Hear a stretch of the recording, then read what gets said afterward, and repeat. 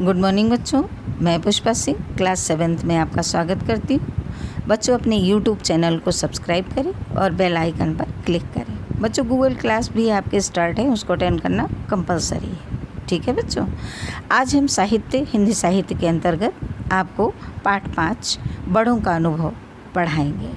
ठीक है बच्चों, इसके लेखक हैं श्री गायत्री मदन दत्त जी। बड़ों का अनुभव बच्चों, जैसे कि आपका शीर्षक ही आपको दर्शा रहा है कि हमारे बड़े बुजुर्ग जो हमें बताते हैं या सिखाते हैं, वो ही उनका अनुभव ही हमारे जीवन में आगे काम आता है। हमारे माता पिता और हमारे बुजुर्ग हमें अपने अनुभव से जीवन भर की जो उनकी सोच और उनका ज्ञान है, वो हमें हर परिस्थिति से लड़ने में और आगे बढ़ने में सहायक होते हैं, मतलब सहायता मिलती है उससे। इस दुनिया में केवल माता पिता ही नहीं, और भी बहुत से हैं जो लोग हमें अपने आगे बढ़ने के लिए हमें प्रेरित करते और निस्वार्थ भाव से प्रेम, आदर, सत्कार देते हैं। हमें भी अपने बुज़ुर्गों का आदर और सत्कार करना चाहिए। बच्चों, हम एक बात और आपको बता दें कि आज के युग में, पुराने समय में था कि हमारे देश में संयुक्त परिवार थे। उस परिवार में 10, 20, 25, 30 इससे भी ज़्यादा लोग एक साथ रहते थे। उसमें बच्चों को किसी भी चीज़ के लिए परेशान होने की या किसी भी बात के लिए संघर्ष करने की ज़्यादा आवश्यकता नहीं होती थी, क्योंकि बड़े उनकी हमेशा हर पल हर कदम पर सहायता करते थे। कोई भी परेशानी होती थी तो बड़े उन्हें बताते थे कि बेटे ऐसे नहीं, ऐसे करो, इससे तुम्हारी समस्या समाधान हो जाएगा। लेकिन अब धीरे धीरे जैसे युग परिवर्तन होते गए, हमारी पीढ़ियों में अंतर आता गया, लोग उनसे अलग होते गए। एकल परिवार यानी एक सिंगल फैमिली बनती गई। हम अपने बड़े बुजुर्गों को भूलते गए। ये पहले बच्चों विदेशों में था कि वहाँ की जो कार्य प्रणाली है उससे अलग हटकर हमारी और उनकी भिन्न भिन्न प्रणाली है। तो वो परिवार उनके अकेले रहते, बुज़ुर्ग हैं, उनके ओल्ड एज होम बना लेते हैं या वृद्धाश्रम बना देते हैं, उसमें भेज देते हैं।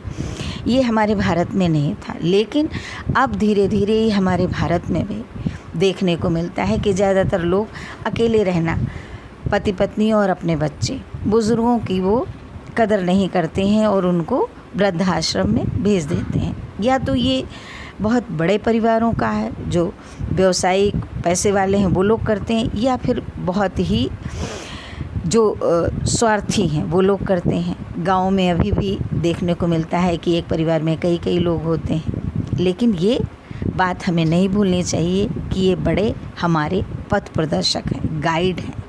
ये हमें एक जीवन की सीख देते हैं कि हम अच्छे से अच्छा आप मार्ग अपनाओ और आगे बढ़ो। ठीक है बच्चों, यही हमारे लेखक ने यहाँ पर अपनी कहानी के माध्यम से ये हमको बात बताई है कि बड़ों का अनुभव किस तरीके से हमारे जीवन में काम आता है।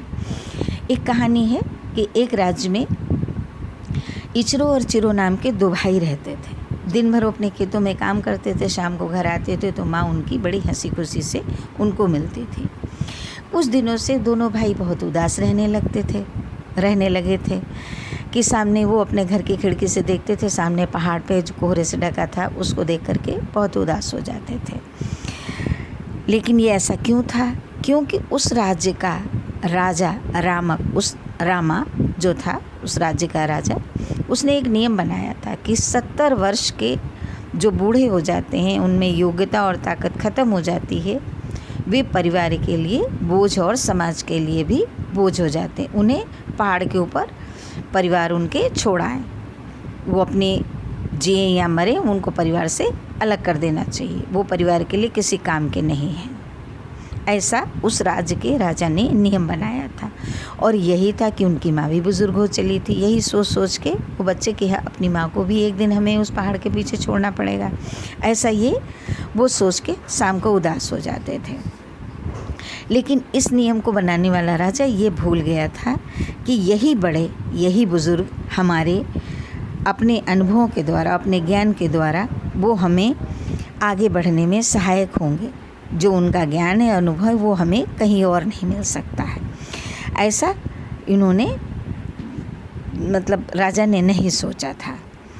एक शाम चिरो और इचरो की माँ ने अपने बेटों से कहा कि बच्चों, आज पूर्णमासी है, आज मैं 70 वर्ष की हो गई हूँ। कल तुम दोनों मुझे उस पहाड़ के ऊपर छोड़ आना जहाँ से कोई लौट कर नहीं आता है। तो दोनों बच्चे दुखी हो गए, बोले नहीं माँ, ऐसा मत कहिए, हम आपको नहीं छोड़ सकते। लेकिन माँ ने कहा कि बच्चों, ये राजा का नियम है जिसको न तुम तोड़ सकते हो और न मैं तोड़ सकती हूँ। अगर इसको हम तोड़ेंगे तो ये कानून का उल्लंघन होगा, यानी अवहेलना होगी। ऐसा हम नहीं कर सकते हैं। इसलिए तुम हमको कल उस पहाड़ के ऊपर छोड़ आना।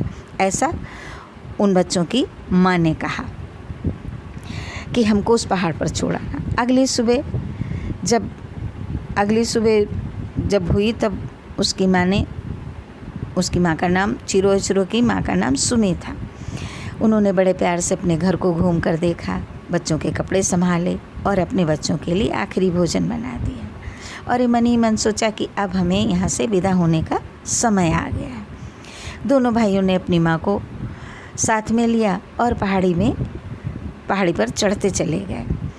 चलते चलते पहाड़ के नीचे तलहटी में पहुँचे, फिर ऊपर चढ़ते गए तो उनकी माँ रास्ते भर में सरकंडे तोड़ती हुई रास्ते में डालती जा रहे थे। सरकंडे बच्चों, सड़क के किनारे बड़ी लंबी लंबी सी घास देखी होगी, बस से जाते हुए या ट्रेन से जाते हुए देखा होगा कि सड़क के किनारे लंबी लंबी घास, तो वो सरकंडे बोलते हैं। तो उनको टुकड़ों में तोड़ती हुई जाती थी। माँ ये सोचकर तोड़ती हुई डालती जा रही थी कि हमारे बच्चे जब वापस आएंगे तो कहीं ऐसा न हो वो रास्ता भटक जाए, इसलिए वो उनको तोड़ती हुई ऊपर डालती चली जा रही थी। अपने हमेशा की तरह अपने बच्चों के बारे में ही वो सोच रही थी। आखिरकार उनका सफ़र ख़त्म हुआ। बच्चे माँ को लेकर पहाड़ की चोटी पर पहुँच गए। माँ को उन्होंने दुखी मन से माँ को विदा किया कि, और माँ ने बच्चों को आशीर्वाद दिया कि जुग जुग जियो बेटे और अपना जीवन सुखमय गुजारो। दोनों ने माँ को वहीं छोड़ा और वापस लौट पड़े। रास्ते में दोनों दुखी थे माँ को छोड़ करके। इस दुख में उनको ये आभास ही नहीं हुआ कि वो रास्ता भटक गए हैं। उन्हें बड़ा तकलीफ़ हो रही थी कि जिस माँ ने हमें जन्म दिया, बड़ा किया, पाला पोसा, बड़ी दुख तकलीफ़ सही, और उसी माँ को हमने छोड़ दिया, उसका परित्याग कर दिया। कितनी शर्मनाक बात है ये, मतलब कितना कठिन है या कितने दुख की बात है कि हमें उसी माँ को आज छोड़ना पड़ रहा है। ये दुखी होते हुए दोनों भाई नीचे को चलते गए। जब नीचे पहुँचे तो भाइयों ने कहा कि हमें लगता है उन्हें कोहरे से ढकी हुई पहाड़ की चोटी दिखी और उन्हें रास्ता मिल नहीं रहा था। तो उन्होंने कहा कि हमें लगता है, एक भाई ने दूसरे से कहा कि भैया मुझे लगता है कि हम रास्ता भटक गए हैं। तो उन्होंने कहा कि हम कहाँ हैं, और बड़े दुखी से बहुत व्याकुलता से उन्होंने कहा कि मामा की आवाज़ निकाली और रोते हुए पहाड़ की चोटी पर चढ़ने लगे। और जैसे ही ऊपर पहुँचे तो मामा की आवाज़ कही तो माँ उनकी जो अधमरी हो गई थी, बर्फ़ से सुन्न हो गई थी उसकी बॉडी, लेकिन अपने बच्चों की आवाज़ सुनकर उनमें जान आ गई। उन्होंने कहा हमें लगता है हमारे बच्चे दोनों मुसीबत में हैं। चिरो इचरो ने ये कहकर माँ को अपने गले लगा लिया और कहा माँ, हम आपको यहाँ नहीं छोड़ेंगे, हम आपको अपने साथ ले चलेंगे। भले ही कानून का हमें उल्लंघन करना पड़े, लेकिन मैं आपको अपने से अलग नहीं करूँगा, मैं आपको ले चलूँगा। दोनों भाइयों ने अपनी माँ को डोली में बैठाया और नीचे उतरने लगे। रास्ते में माँ ने जब उतरने लगे तो माँ ने उनको दिखाया कि सरकंडे के टुकड़े पड़े हैं, जिनको देख करके वो दोनों भाई अपनी माँ को लेकर वहाँ से चलने लगे और बहुत आराम से नीचे आ गए। जब दोनों बच्चे घर आ गए तो उन्होंने देखा कि ये भाई राजा की नियम के विरुद्ध है, तो उन्होंने राजा के सिपाहियों और गांव वालों के डर से उनको अपनी झोपड़ी के पीछे छुपा दिया और बड़े मज़े से वो दोनों रहने लगे। एक दिन उसी राज्य के राजा ने ये घोषणा की कि सभी परिवारों के पुरुष राज्य में आकर मिले, हम उन्हें कुछ काम देंगे। भाई सारे परिवार के पुरुष राजा के दरबार में पहुँचे तो राजा ने एक उन्हें अजीबोगरीब काम दिया कि एक संख के अंतर्गत धागा बांधकर बाहर निकाल कर ले आओ, कि हम देखना चाहते हैं कि कौन ऐसा करेगा। सारे आश्चर्य से हो गए कि ऐसा काम कैसे होगा। चिरो इचरो भी गए थे राजा के दरबार में, दोनों लौट कर आए। दोनों ने अपनी माँ से ये बात कही कि माँ दोनों ने ये बात अपनी माँ से आकर कही। तो माँ ने कहा ये तो बहुत बहुत ही आसान काम है। पहले एक चींटी को पकड़ो और उसके पैरों में एक धागा बांधकर शंख के ऊपर वाले छेद में अंदर जाने दो। फिर शंख के मुंह, जो शंख का मुंह नहीं होता बेटा, उसके ऊपर उन्होंने कहा चींटी के दाने रख दो।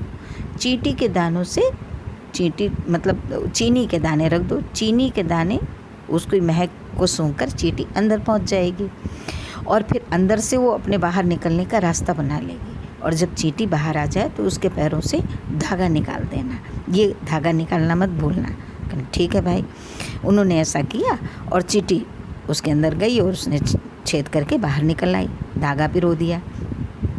उस शंख को लेकर दोनों भाई राजा के दरबार में गए। राजा ने देखा तो बड़े आश्चर्य की बात, किसी गांव वाले ने काम नहीं किया था, इन्हीं दोनों भाइयों ने ये काम किया। राजा ने गांव वालों से कहा था कि जो नहीं कर पाएगा उसको जुर्माना देना पड़ेगा। तो भाई गांव वालों ने जुर्माना दिया। अब राजा ने अगला एक काम और दिया। कई दिन बीत गए, फिर राजा ने एक अगला काम दिया कि जो भाई वहाँ से ऐसा ढोल बनाएगा कि बिना छुए ही वो, बिना बजाए ही वो ढोल बजने लगे। तो सारे लोग आश्चर्य में आ गए कि ऐसा कौन सा है कि बिना ढोल बजाए बज जाएगा।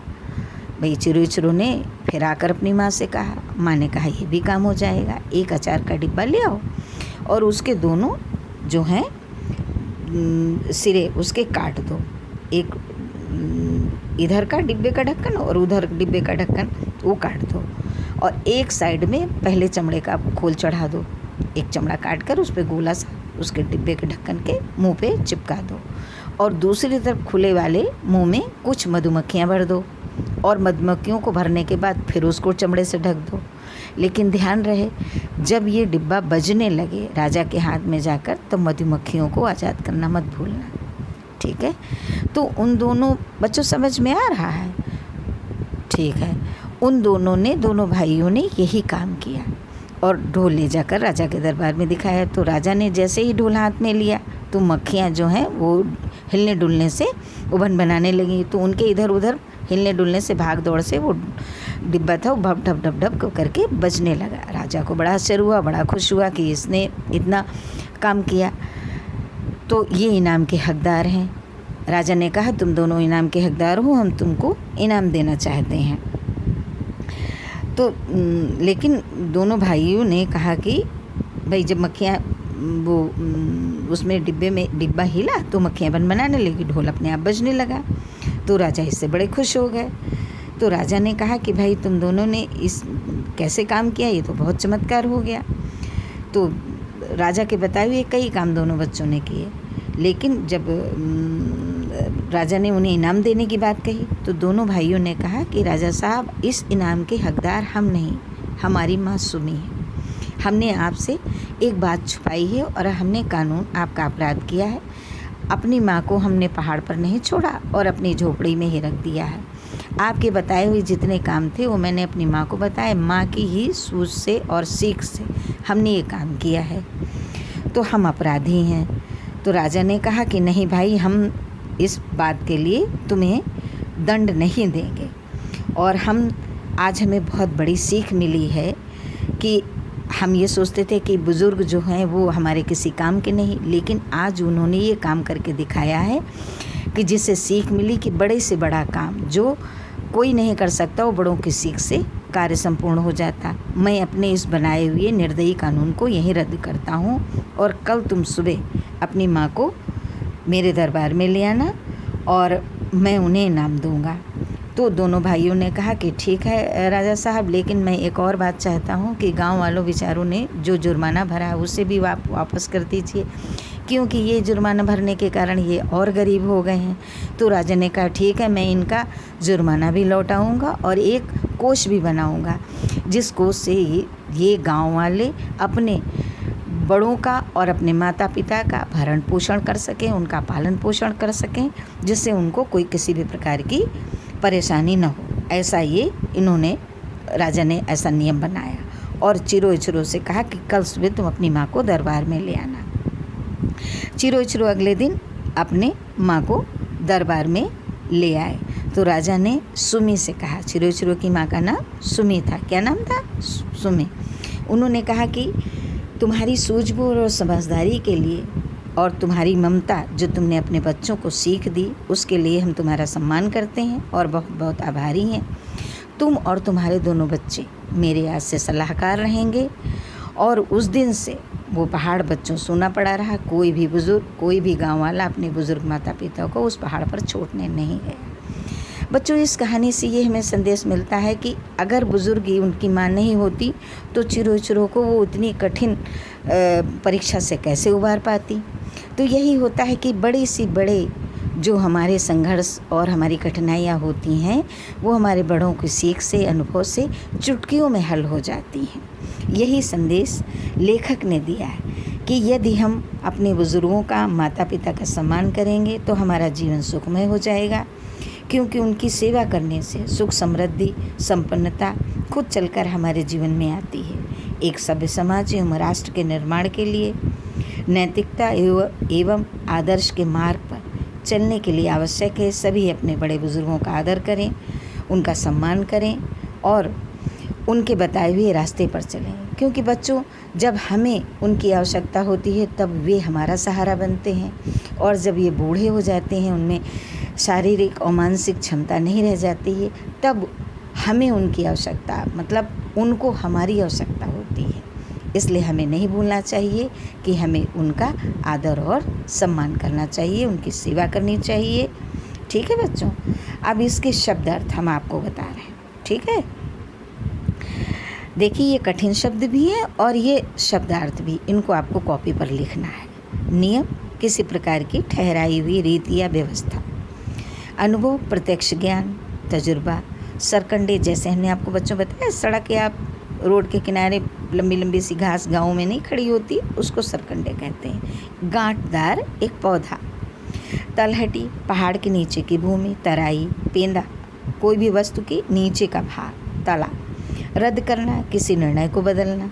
योग्यता, काबिलियत। चुस्त दुरुस्त, फुर्तीला। परित्याग, पूर्णता छोड़ देना। व्याकुल, बेचैन, परेशान। उत्सुकता, अधीरता। अपराध, दंड योग्य कर्म। दोष, जुर्म। ताकत, शक्ति, बल, साहस। बुद्धिमान, समझदार, अक्लमंद। शर्मनाक, लज्जाजनक। आत्मविश्वास, खुद पर भरोसा। निर्दयी, जिसमें दया न हो। चमत्कार, करामात और विलक्षण बात। ठीक है बच्चों, समझ में आ रहा। अब आपको हम मौखिक प्रश्न बताएंगे। मौखिक जैसा कि बच्चों है कि केवल सुनने लायक या समझने लायक, लिखना नहीं है इनको, लेकिन ये आपको एग्ज़ाम में पूछे जा सकते हैं, इसलिए हम आपको ये मौखिक प्रश्न के उत्तर बताएंगे। ठीक है, प्रश्न नंबर 1 का 70 वर्ष के होते ही बूढ़ों को कहाँ छोड़ाते थे। कहानी में शुरू में हमने बताया कि राजा ने नियम बनाया था कि जो 70 वर्ष के बूढ़े हो जाते थे, उनकी योग्यता और ताकत खत्म हो जाती थी, वो परिवार के और समाज के ऊपर बोझ होते थे, तो उनको पहाड़ के ऊपर लोग छोड़ाते थे। लेकिन आपको एक वर्ड में लिखना है, 70 वर्ष के होते ही बूढ़ों को कहाँ छोड़ाते थे। 70 वर्ष के होते ही बूढ़ों को उस पहाड़ के ऊपर छोड़ाते थे कि वो अब जिए या मरे। ठीक है, बूढ़े लोगों को पहाड़ पर छोड़ने का क्या कारण था। बूढ़े लोगों को पहाड़ पर छोड़ने का कारण था क्योंकि उस राज्य के राजा ने नियम बनाया था कि जब वो बूढ़े हो जाते हैं तो उनमें योग्यता और क्षमता नहीं रह जाती, वो समाज के लिए बोझ हो जाते हैं और परिवार के लिए बोझ हो जाते हैं, इसलिए उनको पहाड़ पर छोड़ाओ।